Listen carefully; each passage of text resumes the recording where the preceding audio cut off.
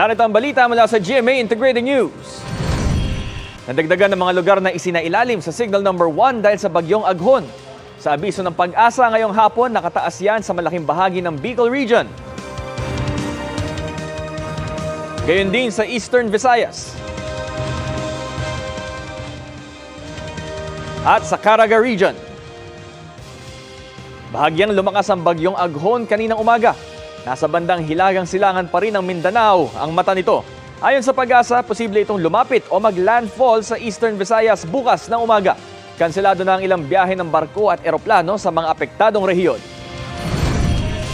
Narito naman ang iba pang balitang binabantayan ng GMA Integrated News.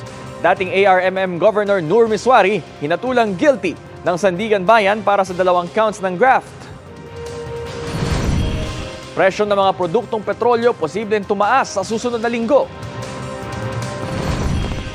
At sa 24 oras, ang latest sa mga lugar na posible maapektuhan ng bagyong Aghon. Para sa mas malaking misyon at mas malawak na paglilingkod sa bayan, ako po si Bam Alegre ng GMA Integrated News, ang News Authority ng Pilipino.